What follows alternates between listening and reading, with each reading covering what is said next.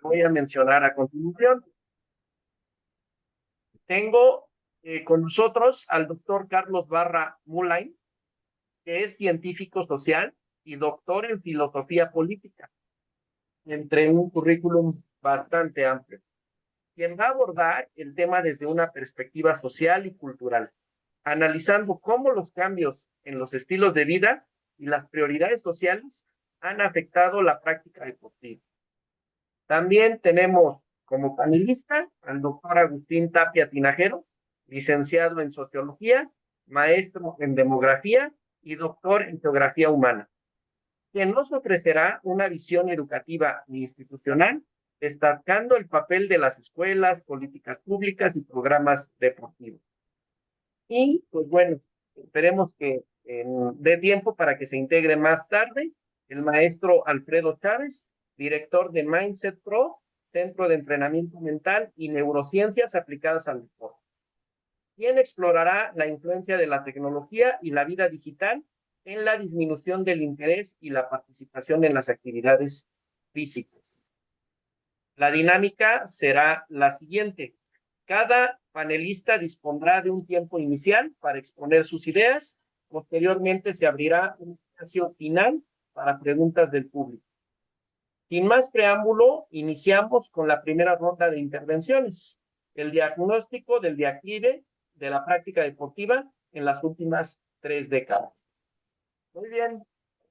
Todo un gusto, doctor Carlos. Tiene usted la palabra en primera instancia. Escuchamos atentos, doctor. Hey. A ver. Gracias. ¿Me escuchan? Sí, claro, muy claro y fuerte, Carlos. Ok, buenas noches a todos. Gracias por la invitación al doctor Jorge Pérez. Esperando que esta mesa nos genere reflexiones y nos genere también un piso firme a la hora de tratar de entender cómo las condiciones de orden social se han entrelazado en la condición del declive que tiene el deporte o de esta crisis que hay a nivel del deporte. En primera instancia, yo diría que hay que hacer un corte histórico y decir que el siglo XX se caracterizó por una lucha de bloques a nivel político-ideológico, lo que fue el bloque socialista y el bloque capitalista.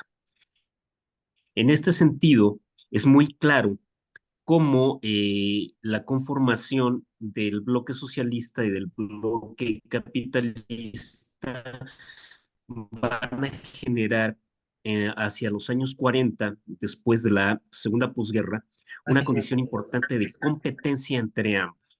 En el caso concreto de esta condición, me parece importante decir que el deporte se centra como una batalla de orden ideológico en el cual se intenta instaurar el predominio de los modelos hegemónicos a nivel internacional, y esto va a crear una atmósfera evidentemente de competencia que va a ir minando las condiciones recreativas de lo que había tenido históricamente el espíritu del deporte.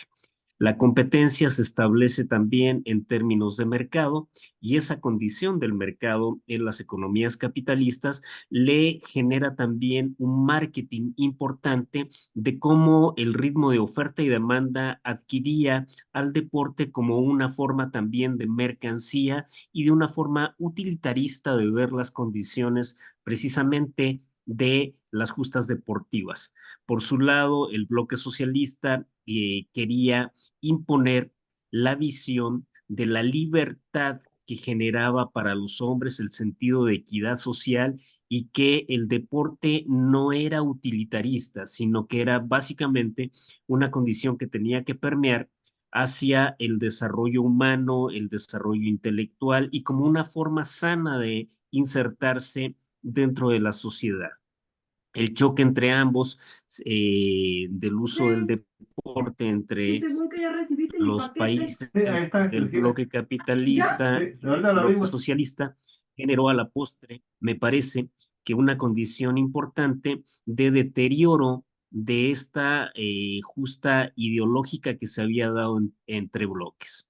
En este sentido, han habido una serie de condiciones que permeaban dentro de este choque que tenía que ver entre las grandes potencias e inclusive hubieron ejemplos en Olimpiadas muy importantes donde deportes icónicos, por ejemplo, en el caso de los Estados Unidos, hacia me parece que es la Olimpiada de 1972, como el básquetbol, resulta que son vencidos en aquella época por la Unión Soviética. Y esto causó un cisma porque el deporte en el caso de los Estados Unidos se convirtió también en una bandera y en una batalla nacionalista. Empiezan a haber una serie de signos que tienen que entreverarse con las condiciones del nacionalismo y generan también un espíritu que se refuerza en la competencia de mercado. Entonces, en este trazo, en este cisma que vamos a tener interbloques, el deporte empieza a degradarse y después, cuando viene el desmembramiento de la Unión Soviética, en donde la Unión Soviética sigue compitiendo ahora una vez que se convierte en Rusia y que se desmembran las repúblicas socialistas soviéticas, el deporte va a entrar a un área competitiva también en donde algunos países de la órbita socialista van a mutar, se van a convertir en países capitalistas y van a entrar también en esta competencia importante. Las dos banderas, por un lado, el nacionalismo y la libertad que establecía los Estados Unidos en contra de lo que había sido el bloque socialista, ya no van a tener mayor sentido.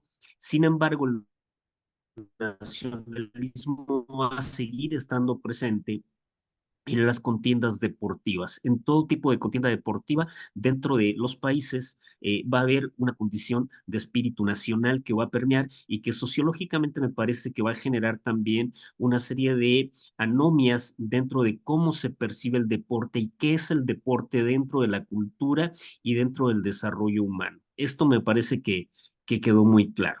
Entonces, en las últimas 3 décadas, lo que hemos visto es que el capitalismo se ha encargado de hacer del deporte una justa de orden de marketing en donde el ritmo de oferta y demanda también determina las condiciones del desarrollo deportivo, hacia dónde se encausa, y en esto entran una serie de juegos e intereses lo que implican la serie de empresas que están detrás de todo esto. Algunas son empresas que se dedican a la producción de insumos para el deporte, otras tienen que ver con el área de la publicidad y de la promoción a nivel de las cadenas o las grandes cadenas de televisivas que también inciden en el manejo y en el control y en la dirección que tiene que tener el deporte en determinado momento.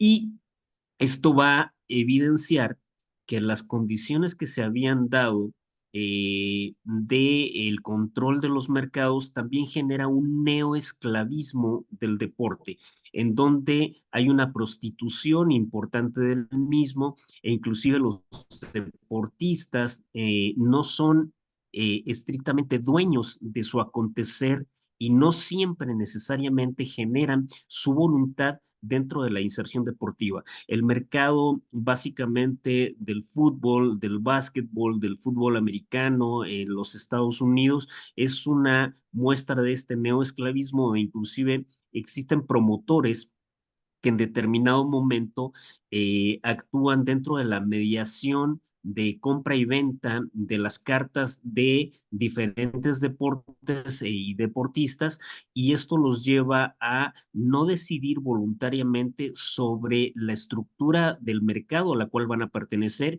e inclusive si se tratase de mirar a través de los equipos, de repente un deportista puede decirle a su promotor, a su agente, que quiere jugar en tal o cual equipo, ya sea de cualquiera de las esferas que conocemos, y lo que sucede es que el deportista es vendido habitualmente sin su consentimiento, sin su voluntad en la mayor parte de los casos. Entonces, este neoesclavismo está precedido también por una estructura que va a devenir en América Latina y en los países de capitalismo dependiente, en donde vamos a tener la presencia de un neocolonialismo también del deporte. Es decir, las grandes potencias que manejan el marketing y el mercado y la economía de mercado a través de las condiciones de intervenir en las cuestiones deportivas, también van a intervenir en las lógicas de cómo se maneja el deporte.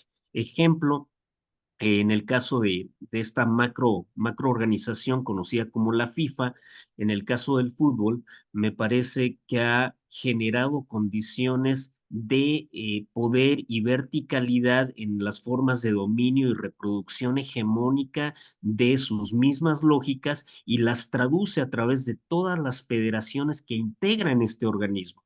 Entonces, estas federaciones finalmente no son libres de realizar sus propias estructuras. Las reglas del juego ya están puestas e impuestas. ¿Quién las revisa? ¿Quién las permite? En el caso del fútbol es la FIFA. En el caso del box sucede exactamente lo mismo con las confederaciones. Es decir, cada una tiene sus propias lógicas en el manejo deportivo y en este manejo de mercado del deporte. Entonces, lamentablemente, en esta suma que hemos tenido de la degradación que está dándose en el deporte, las condiciones de mercado tienen que ver con la incidencia de esto, pero el deporte también ha incidido en una degradación física porque la exigencia a nivel del mercado y a nivel de las organizaciones sobre los deportistas cada vez es mayor. El hecho de la serie de muertes que se están presentando, del deterioro físico y de la pérdida lúdica, que esto es muy importante, es decir, el juego ya no es un juego como tal. Hay un autor, Johan Huizinga, que analiza el juego y que él señala que el carácter lúdico dentro de precisamente de este desarrollo de las grandes potencias se ha ido perdiendo y ha mutado hacia otro tipo de condiciones que son insanas e insalubres a través no solo de la condición corporal de los deportistas ni de quien juega, sino también a nivel intelectual. La presión que somete este neoesclavismo a las condiciones intelectuales que tienen los deportistas y quien entra en las condiciones de alta competencia se vuelven estrictamente insalubres. Esa es la condición. Y el problema es que en una cadena de reproducción hegemónica dentro del deporte, también las condiciones de los deportistas amateurs empiezan a reproducir estas lógicas. Es decir, en determinado momento, la bandera que puso Estados Unidos sobre lo importante no era competir, sino ganar. Recordemos que las Olimpiadas, el paradigma era la inversa. Era al principio inicia con que es importante competir, ¿no? Jugar, pero el triunfo no era necesariamente la bandera que estaba encima. Después se convierte todo lo contrario, o sea, lo que hace los Estados Unidos es invertir el modelo y finalmente darle al triunfo la estrella, darle el top, darle el plus de las condiciones que permitían finalmente competir.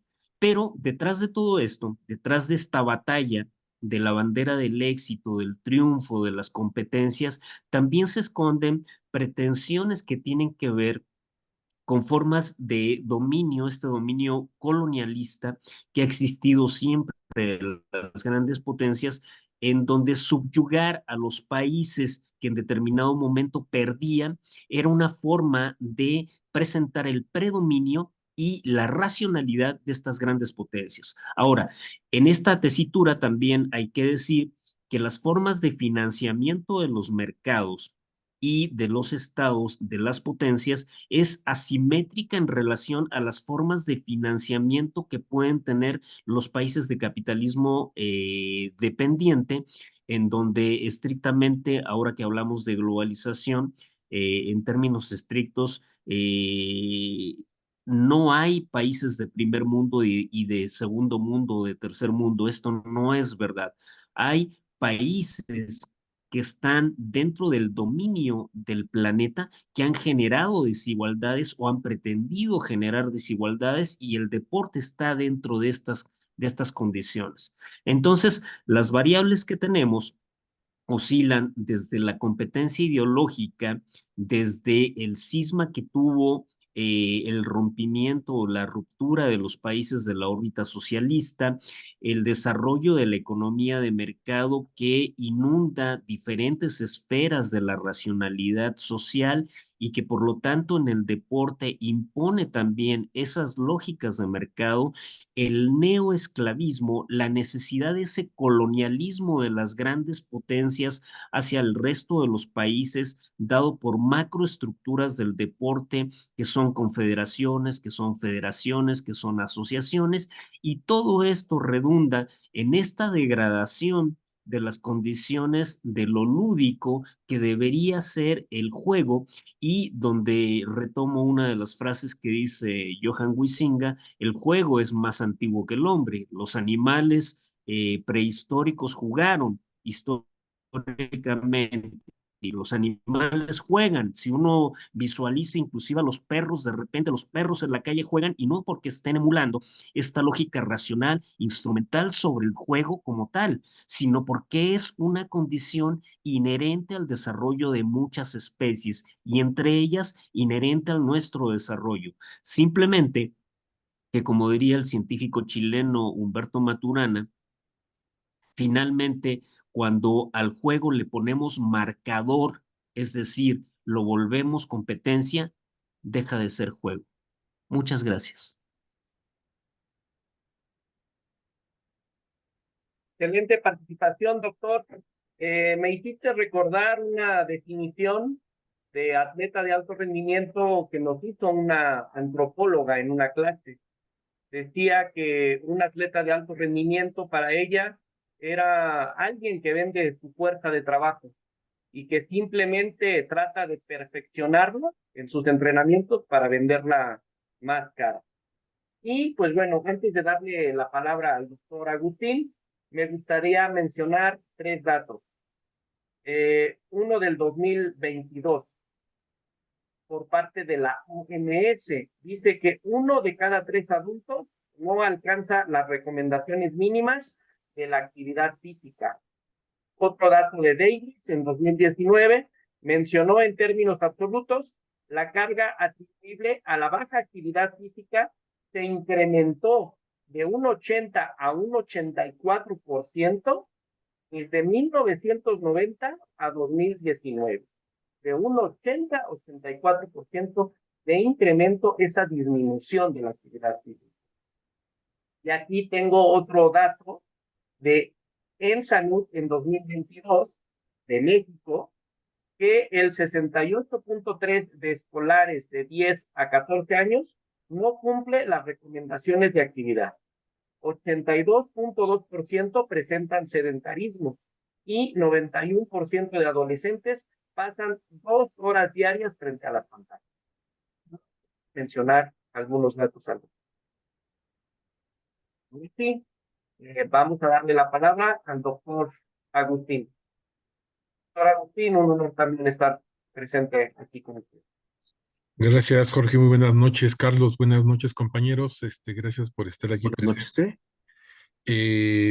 Tomando esta plática de la manera pues más profunda que podamos, porque sí existe una crisis, es una crisis real, pero no solo deportiva, sino que va con todo lo que lo envuelve, y con esta primera exposición del doctor Parra deja muy claro las cuestiones estructurales, sociopolíticas, que van dando este asiento para el desarrollo del deporte y en su caso hasta la educación física, con las diferencias y con las definiciones que podamos tener, más allá de esas puntualizaciones, ¿no? La idea inicial con que yo quiero partir, tomando en cuenta las premisas que ya nos ha dado el doctor, es justamente ratificando que esta transformación del deporte en los últimos 30 años, y no sé si tenga alguna casualidad, Jorge, lo hayas retomado, me parece que 35 años son la base después de los rompimientos de los dos bloques, que ya lo explicó muy bien el doctor Carlos, esta transformación que se ha venido dando en la generación de la identidad y la propia cohesión social. El deporte de manera tradicional tenía una formación Bueno, para creo unificar. que se trabó ahí un poquito. Decía, ¿no? El deporte nos daba esta capacidad como unificador y una identidad nacional, no de Estado-nación, sino más allá hacia la cuestión de comunidad. Y de ahí me parece que podemos mencionar tres grandes ejes de qué es lo que ha venido pasando, ¿no? Una de ellas es de pasar, de ser participante al consumo del deporte, o sea, como un impacto de esta globalización que ya se mencionaba, donde efectivamente para mí, igual opino lo mismo, no hay más que un estándar que nos ha estado dando esta globalización. Hablando de artículos deportivos, por ejemplo, en todo el mundo estamos usando las mismas cosas. En los años 80 eso no sucedía. Era, aparte de tener una economía cerrada, no llegaba, no había esa comunicación, no había esa promoción para la adquisición de un implemento deportivo. Hoy es muy común que en Taiwán estemos usando el mismo tenis Adidas o el mismo tenis Nike. Hay una tabla rasa, pero dentro de esa tabla rasa nos ha dejado una identidad fragmentada. O sea, esta identidad fragmentada va más allá de lo que podamos hacer acerca de superarnos dentro del deporte. ¿Por qué? Porque estamos nosotros más bien desarrollando un sentido de identidad sobre los Lakers, sobre el Real Madrid, sobre otro equipo, más allá todavía de lo interno que pueda ser el ejercitarse, el tener un deporte, una actividad lúdica, como dice el doctor, dentro de tu propia comunidad. De igual manera, vamos a encontrar una pertenencia que estamos adquiriendo. No se está generando a partir de la propia, el andamiaje social donde me desarrollo y hablo del barrio y hablo de la ciudad y hablo del propio país, sino más bien estamos adquiriendo a partir de la capacidad de consumo que tengamos nosotros, de consumo tanto cultural, consumo económico, material. En esto nos va dando esa este nuevo sentido de pertenencia. Un segundo punto que podemos también revisar es este encogimiento del espacio público y la crisis de lo que se llama la base social, que los gobiernos, últimos gobiernos han querido, más bien han utilizado esta parte de la base social para generar sus propias eh, políticas hacia sus intereses. Entonces, se perdió o se ha perdido este tercer espacio, este tercer lugar que no era ni la casa ni el trabajo. Las canchas, aunque en México me parece, si no tengo mal el dato, es de los países que tienen mayor número de canchas de básquetbol, por ejemplo, ¿no? Pero que sirven igual como una integradora social donde en muchas comunidades esta cancha es donde se hacen las reuniones ejidales, comunales, por el espacio que se tiene y la orografía de las cosas, ¿no? Pero esto se ha venido perdiendo.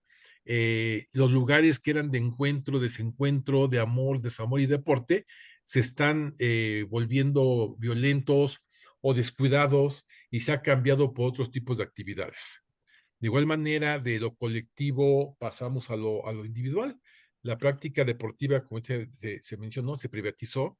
La clase media alta o la gente que tenía recursos, que tiene recursos, pues se repliega inicialmente a los gimnasios, a clubes privados y se aparta de este entrerramado que podemos tener en una comunidad. Eh, Igualmente encontramos que hay una nueva identidad más por el lado de lo digital que por el lado de lo presencial, de la relación face to face, ¿no? Anteriormente teníamos la cascarita, este partido informal, hablando de fútbol, por ejemplo, pero jugábamos igual béisbol con un palo y una pelota de esponja, o sea, una serie de actividades que nos permitían de alguna manera generar nuestros propios equipos, nuestra propia identidad del barrio. Había equipos de béisbol, de fútbol, del barrio, había boxeadores del barrio. Hoy no, hoy esto se ha cambiado por los videojuegos, ¿no? El eSport, por ejemplo. Las juventudes tienden más a, a tener identidad hacia estos espacios digitales. Yo recuerdo, soy fundador de la Universidad del Fútbol, la primera, segunda, terceras generaciones, estaban o se emocionaban y se quedaban dentro del aula viendo los supercampeones, y a mí eso me generaba un choque, pues, ¿no? O sea, digo, ¿cómo es posible que mis compañeros estén emocionados y generándose identidades a partir de un cómic, justamente, de fútbol, pues, pero un cómic, ¿no? Bueno, pues por ahí va el asunto, ¿no? Y un tercer punto sería este desgaste de lo simbólico, un fracaso sistémico en toda la extensión de la palabra, la parte sistémica y la identidad nacional que podemos tener. Eh, en México regularmente no somos exitosos. Hace un rato estaba viendo en YouTube de estos posts que ponen los 15 grandes éxitos de México, ¿no? Y mencionaban a Soraya Jiménez, mencionaban a Julio César Chávez cuando le ganó a Patrix, a Checo Pérez. Entonces digo, ¿cómo es posible que en un país con tantos millones de habitantes, con un bono demográfico actual donde tenemos a las juventudes en esta mayor número de población, no desarrollemos más de 15 éxitos triunfales, pues, ¿no? Pero parece que eso es lo que nos alcanza, lo que nos da. Entonces, estos méritos deportivos, estos ya méritos, perdón, pues resultan de alguna manera un evento trágico para el país, justamente, para el ánimo de ejercer un deporte. ¿Por qué? Porque no hay una aspiración real de superación, de alcance. Y, por ejemplo, en el fútbol, quinto partido, yo no sé qué signifique realmente un quinto partido.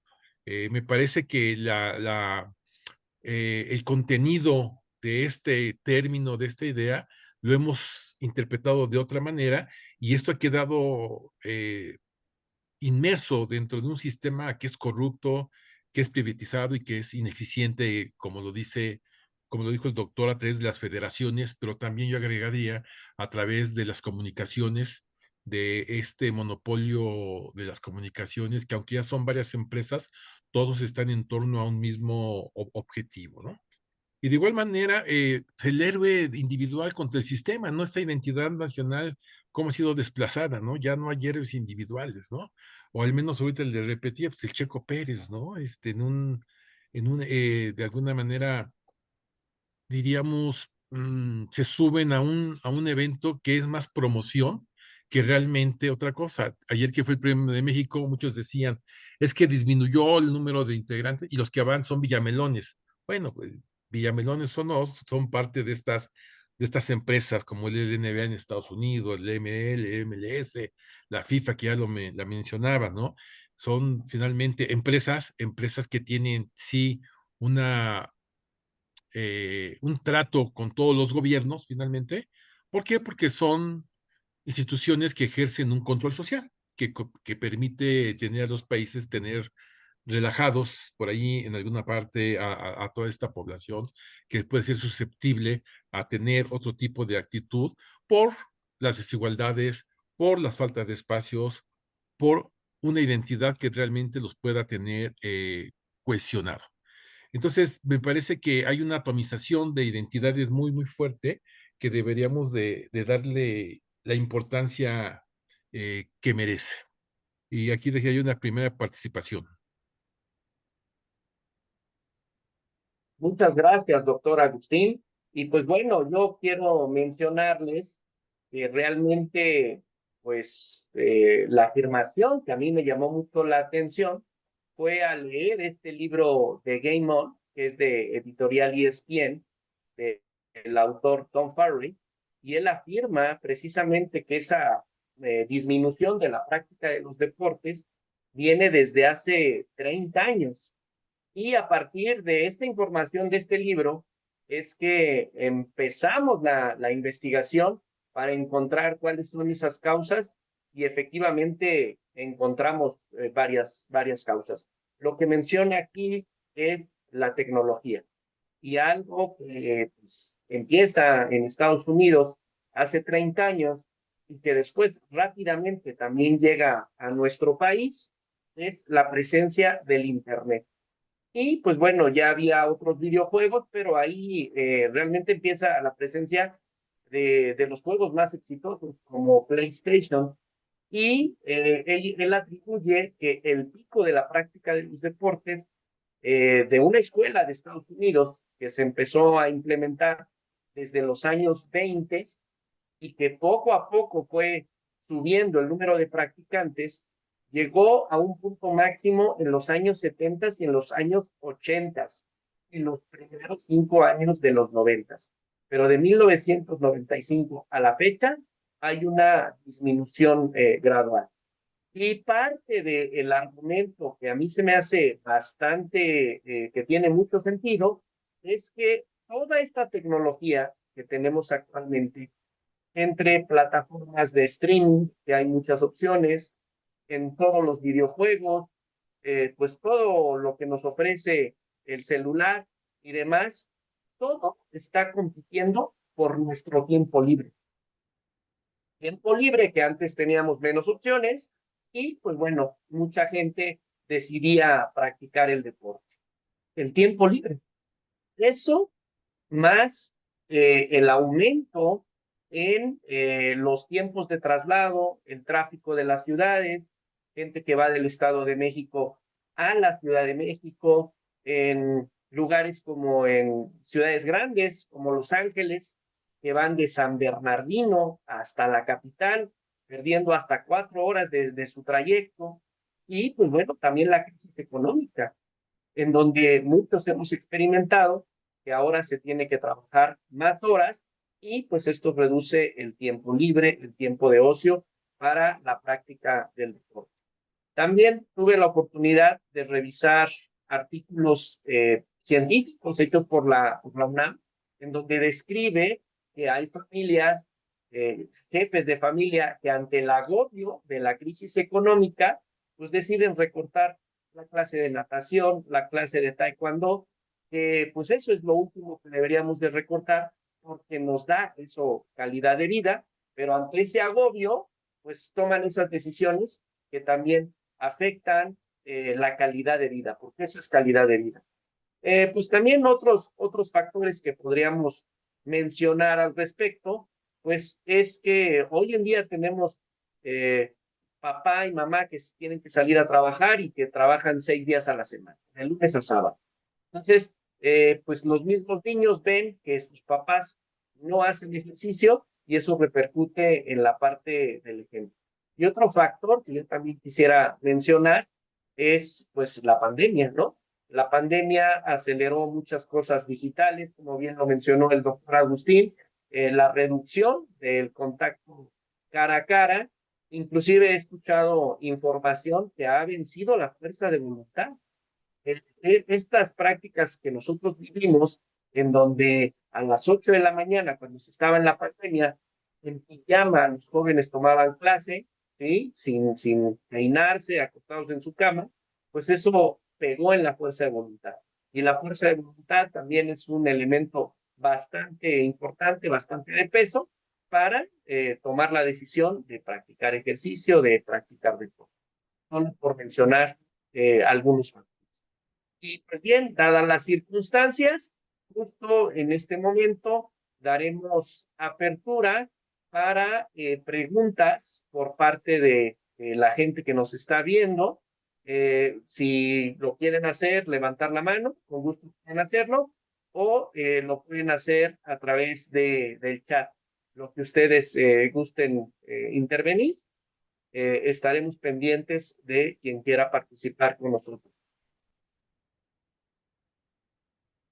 Y pues, si no, podemos leer las preguntas después, pero dadas las condiciones, voy a darle entonces nuevamente la palabra al doctor Carlos para que él nos dé su cierre, sus conclusiones y pues, también mencione si él ve algo, alguna posible solución, salvo el panorama en que estamos viviendo, que estamos hoy en día. Carlos. Gracias. Bueno, primero yo haría un cuestionamiento, dejaría un cuestionamiento si podríamos considerar que el deporte fue siempre de masas, y a mí me parece que no. Es decir, el deporte no es un vínculo de orden societal importante a nivel internacional, sino que es de grupos reducidos de grupos de élite que pueden practicar deporte. Antiguamente en las Olimpiadas lo que veíamos eran las grandes casas reales, inclusive sociedades de élite, burguesías nativas, que eran las que nutrían los contingentes de deportistas en Olimpiadas y en diferente tipo de juegos. A nivel internacional me parece que tenemos una visión parcial sobre qué implica quienes finalmente practican el deporte. Entonces, evidentemente, los sectores que tenían más dinero y que han tenido mayor propensión de dominio económico son los sectores que habitualmente jugaron deporte. No las personas, por ejemplo, hay deportes en los cuales es difícil ver a una persona de los estratos masivos de la población internacional jugarlo. El tenis no es un deporte que necesariamente implique que una persona de escasos recursos pueda ser protagónico dentro de ello. Una clínica de tenis en Miami, en California o en cualquier parte del planeta cuesta miles de dólares. Por lo tanto, hay una segregación de estratos dentro del deporte. Entonces, no podemos pensar y no podemos asumir que históricamente el deporte se masificó. Esa es una visión obtusa. El deporte siempre estuvo manejado y los deportistas o los que se insertaron dentro de estos ámbitos siempre fue la menor parte del planeta, no la mayor parte a nivel social. Eso hay que tenerlo muy claro. Entonces, si a esto le sumamos que estos sectores que tienen dinero se han visto básicamente intervenidos e intervienen también dentro de las condiciones de control tecnológico, de ciencia aplicada a lo lúdico, pero a lo lúdico no de nivel físico necesariamente, sino de nivel intelectual o psicointelectual, que es lo que está pasando con toda la cuestión de la explosión de mercado de los juegos de video, es evidente que las formas de recreación han variado. Debemos entenderla de manera distinta.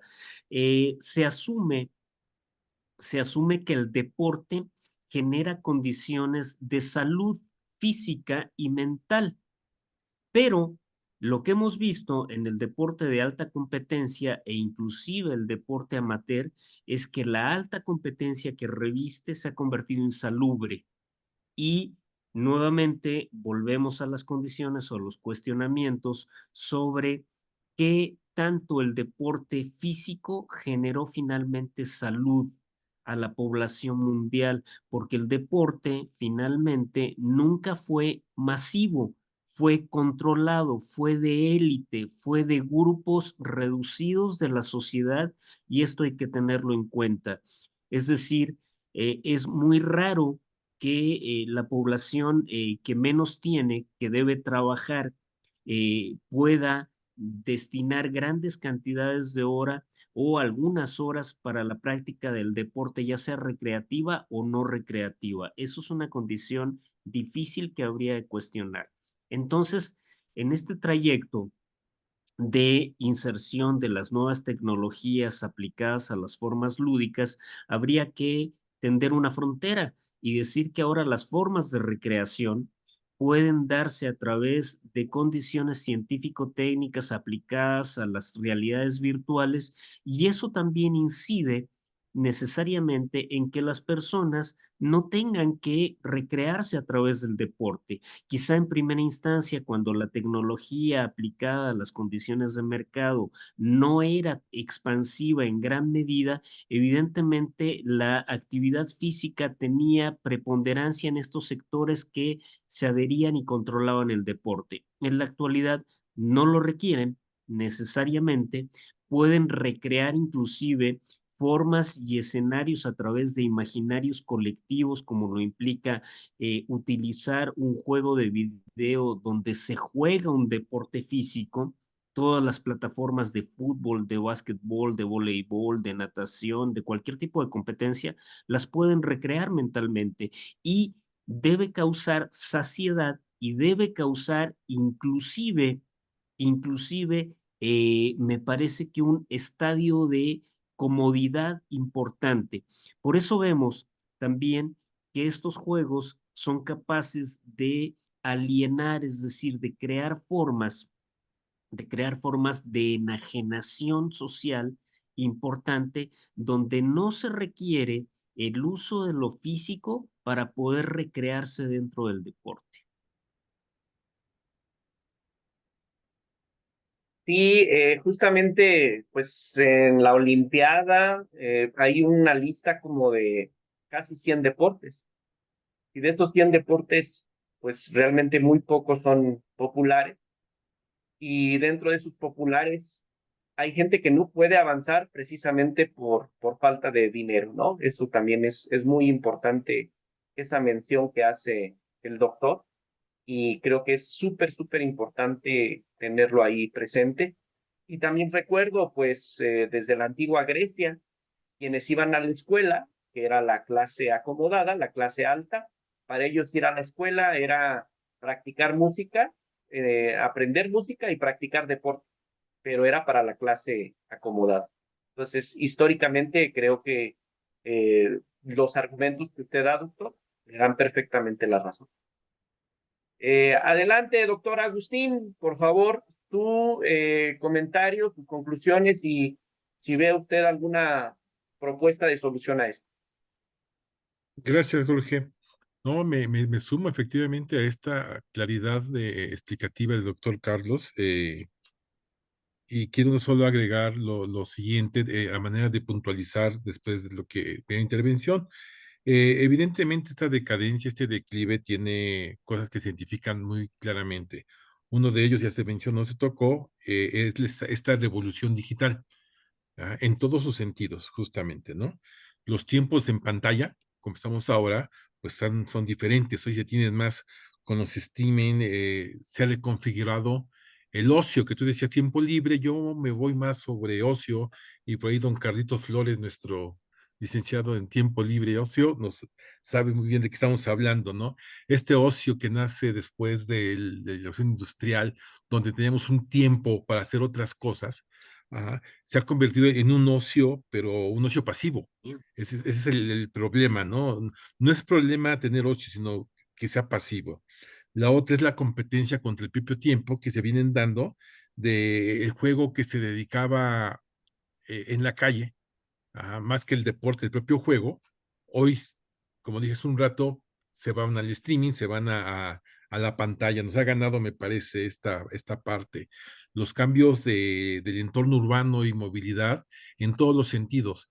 Es increíble el número de automóviles que circulan ahora, el acceso que se tiene a los mismos, se convierte de repente hasta en una necesidad de movilidad, pero va en contra justamente de aquel ejercicio que se hacía de trasladarse a un lugar. Y digo, queda claro, y tú lo decías, ¿no? Vete de San Bernardino a Los Ángeles a trabajar, pero no te vayas tan lejos, ¿no? Hoy Pachuca es un caos y a ver, vete caminando de un lado a otro, ¿no?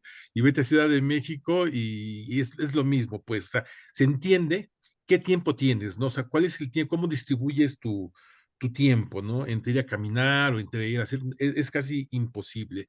Y la seguridad y los espacios han disminuido y la seguridad, más bien la inseguridad, se incrementa también de todas las maneras. Y aquí es donde entra el papel de la educación también. El educador físico ha tenido que luchar en contra porque no tiene un reconocimiento social, pero tampoco institucional, como que son un relleno. Es una tragedia lo que pasa con la reducción de horas, la reducción de recursos, ese espacio que pudiéramos tener como un primer espacio para una juventud, para desarrollar un juego, y en su caso una cultura física y en su caso un deporte, pues no se da. Otro, pues las condiciones estructurales que existen para practicar deportes, y la otra porque las propias instituciones públicas no permiten que esto se haga porque no le dan la importancia justamente.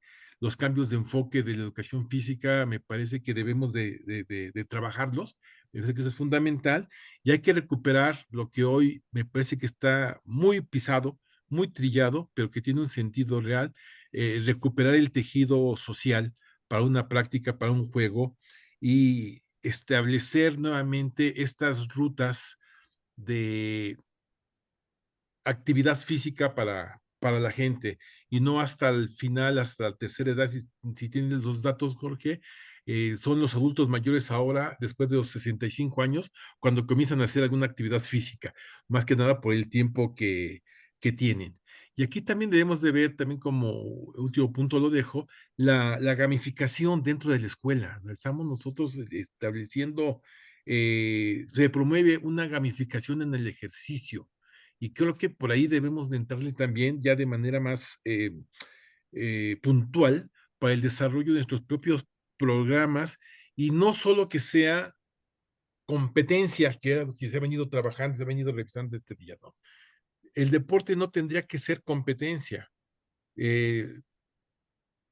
Pero la gente nos dice, lo importante no es ganar, sino que es lo único, entonces implica competencia. Y esto nos lleva también a dos problemas: problema de salud pública y problema de salud mental también dentro del problema de salud pública, ¿no? Pero que también hay otra situación. Después de la pandemia se puso de moda una palabra que era ansiedad. Antes era en nivel básico, que eran hiperactivos, ¿no? De repente. Entonces me parece que hace falta un trabajo muy profesional en la parte mental de los chicos, para poder diagnosticar qué es lo que está sucediendo con ellos, qué está pasando por ellos, ¿no? Y de eso por ahí la abuela sabe bastante de eso. Entonces, creo que la escuela puede ser un espacio, pero también debe de haber un programa gubernamental, institucional, para recuperar estos espacios y el tejido social a partir del juego, de las competencias, del el interbarrios, el interescolar. O sea, hay actividades que se murieron y que hay que rescatarlas. Aquí dejaría yo, Jorge. Y doctor Agustín, pues acerca de las políticas, digo, aquí tenemos a un supervisor de educación física en Ciudad de México. Hasta donde yo recuerdo, esto que el 100% de cobertura en Ciudad de México, en todas las escuelas de educación física, creo que ya fue hace un rato, 15, 16 años. Y hasta donde yo sé, ahora hay mismo escuelas que no todas tienen profesor y ya no hay el presupuesto, ya no hay las plazas. Hay Esto en plazas. Ciudad de México. Y si nos vamos en los estados, en los municipios, hay cualquier cantidad de escuelas que no tienen ese profesor de educación física. Y algunos de los chicos que aquí tenemos, algunos estudiantes o ciencias del deporte, que a lo mejor no les interesa mucho, pero dicen, si en esa escuela no hay profesor de educación física, ahí puedo entrar yo. Sin embargo, la realidad es que no hay dinero, no hay presupuesto para que se les pueda asignar esa plaza, les puedan pagar y puedan estar trabajando ahí. Ese es un problema también importante. Y fíjate que también señalaste ahí algunos ejes de estas personas después de los 65 años que empiezan a hacer ejercicio. Esto es precisamente una de las pautas, de los hilos conductores que vamos a seguir en siguientes programas, como es el invierno demográfico y el impacto en el deporte. Es algo que todavía no dimensionamos cómo nos va a impactar en las ligas infantiles, en las ligas juveniles y en todo, absolutamente todo el sistema que pues nosotros ya percibimos en nuestras escuelas, algo palpable, la disminución del número de niños. Y pues bueno, voy a dar pauta aquí a leer uno de los mensajes, precisamente de Gustavo. Dice, los problemas están planteados, las políticas, educativas deben de cambiar. Se debe invertir en la educación física, la iniciación deportiva y el deporte escolar, partiendo nuevamente en la modificación de la malla curricular y la capacitación permanente. Muchas gracias por tu comentario, Gustavo. Y pues bueno, yo me voy a permitir expresar lo siguiente y me gustaría también saber su punto de vista ante las posibles soluciones. Yo creo que esas soluciones deberían de venir desde arriba, deberían de venir desde los mandos. En primera, debería haber un cambio si estamos luchando por las 40 horas de trabajo, porque hay mucha gente que ya está excediendo esto. está sobre las 48, sobre las 50, pues ese es un primer cambio, que las 40 horas de trabajo implica nada más trabajar de lunes a viernes. Mientras en México estamos luchando por eso, en otros países están sobre las 28, 26 horas de trabajo. O sea, darles esas condiciones a las personas para que tengan más tiempo libre, empezando por ahí. O sea, creo que ellos son los que tienen la posibilidad de hacer esos cambios. Algo que también vemos que está correlacionado con la crisis económica, pues desde mi punto de vista a lo mejor es muy fuerte lo que yo digo, pero vemos que el sistema se está quebrando, se está rompiendo. Y así como está pegando en esto, está pegando en muchas otras áreas, en muchas otras esferas. La tecnología, ellos nos la dieron en la mano. Hay un video que sale en el 2009, en el Super Bowl de aquel año, antes de que viniera la popularización de los smartphones, que habla de eso y que iban a quemar nuestro cerebro, iban a destruir el mundo y que pónganse en primera fila para disfrutarlo. Les puedo dar el link, les puedo dar referencia de ese comercial. Yo insisto, para una posible solución que realmente fuera efectiva, creo que debería de venir desde los altos mandos a nivel nacional y a nivel internacional. No sé qué opinan ustedes al respecto, doctor y Agustín. Los dos doctores.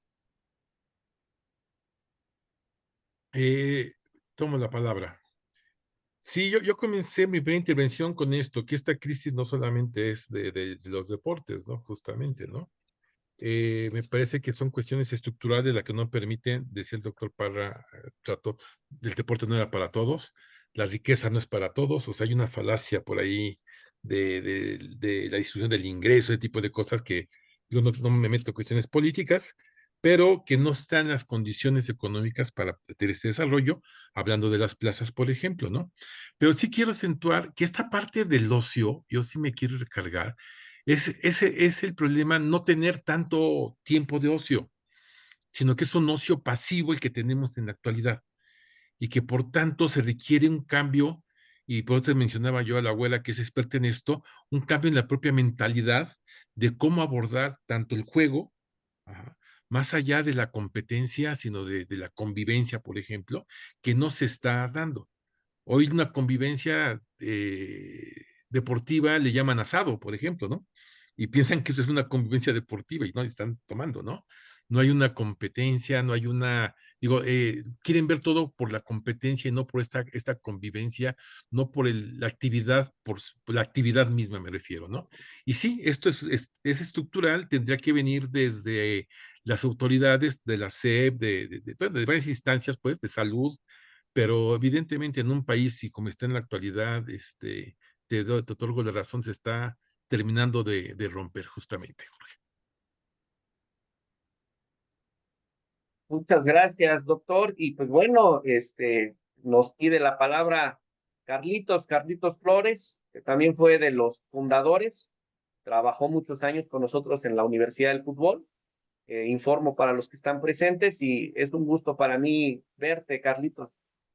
Un abrazo. Muchas gracias. Igual, un placer escucharlos, escuchar al doctor Carlos, mi querido Agustín, y obviamente tú, Jorge, y también ver a Alessandra, perdón, después de algunos años.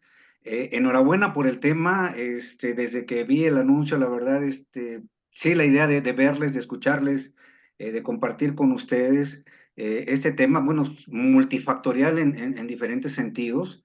Desde la explicación que da el doctor Carlos, cómo va ahondando también Agustín sobre los temas sociales que implican, bueno, esa disminución o el interés sobre la actividad física. Yo me permitiría agregar que, bueno, también el entorno social, cómo va evolucionando y cómo nos van generando estos satisfactores a través de la tecnología. Y que, bueno, las familias se van adecuando a eso y lo van viendo como una alternativa de entretenimiento para los chicos, ¿no? Vamos, se generan nuevas necesidades, te dan el satisfactor y listo, estamos cumpliendo en esa parte. Sin embargo, bueno, hemos dejado de lado todas las implicaciones que puede tener o que puede traer la generación de este sedentarismo, como bien dice Agustín, el ocio pasivo.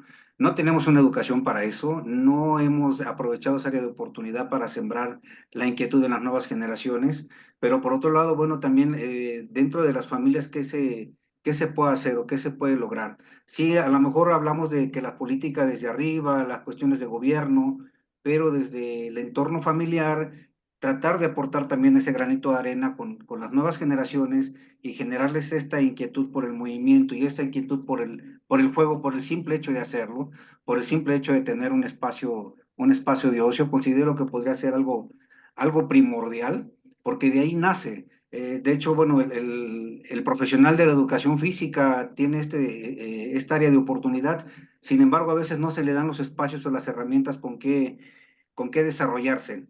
Pero bueno, hay que verlo como esta área de oportunidad y bueno, sembrar también en las familias esa inquietud y a lo mejor quizá estar bombardeando con esta información de la necesidad de que los chicos se muevan, de que los chicos estén en movimiento para evitar pues estos temas a futuro que son de la salud, ¿no? Que implican incluso también un gasto para los gobiernos y una cuestión de problemática social que, bueno, cuesta trabajo a veces hacerles frente cuando se puede prevenir desde edades tempranas, ¿no?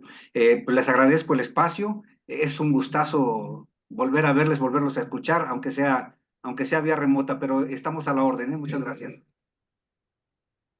Muchas gracias, Carlitos. Sí, yo estoy de acuerdo contigo en fomentar que no usen tanto las pantallas. Yo también creo que hay toda una industria millonaria contra la que estamos luchando. Detrás de estos hay psicólogos, detrás de estos hay gente que sabe de mercadotecnia y que ganan dinero cada que ustedes y nosotros estamos viendo videos. Y entonces, pues si estamos conscientes de eso, pues vamos a dar la batalla en ese sentido y pues que también fomentemos la parte orgánica, como mencionó el doctor Agustín. Ya muchas personas no saben cómo comunicarse face to face. Creo que el deporte tiene eso todavía que podemos pues fomentar, convivir, que sea un punto de reunión. Creo que nos libera de muchas cosas. Sabemos que es un antidepresivo, el mejor antidepresivo, y a través de eso podemos reír, podemos divertirnos. Como dice el doctor Agustín, no tanto la competencia. A mí me dicen mucho, es que si no compito, es que si no gano, me pierdo mi trabajo, es que me lo quitan. Creo que debemos de tener otros parámetros, y ese es otro programa. Yo debía tener programas en donde diga, este niño no convivía con los demás y ahora ya les habla. Este niño venía muy agresivo y ahora ya reguló esto. Este niño venía con obesidad, venía con sobrepeso y ahora ya modificó esto. Este niño venía con pocas habilidades motrices. Aquí está la evaluación del antes y el después. Ha tenido estas mejoras. Yo no escucho que la gente tenga esos parámetros.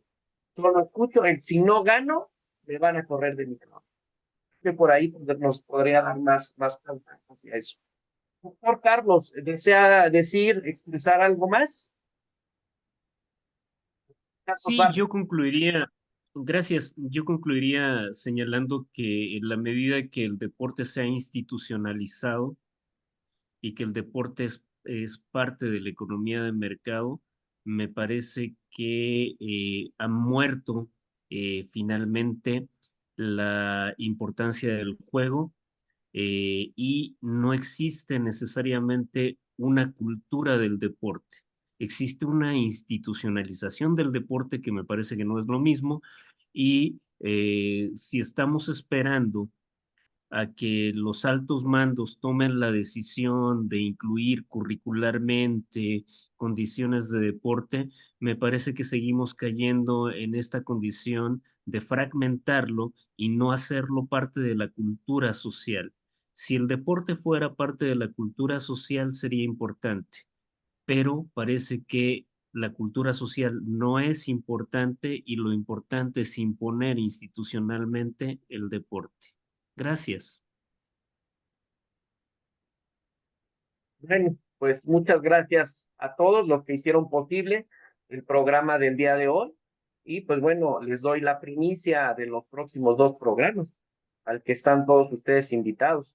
Tengo en mente titularlo El invierno demográfico y el impacto en el deporte para la próxima ocasión.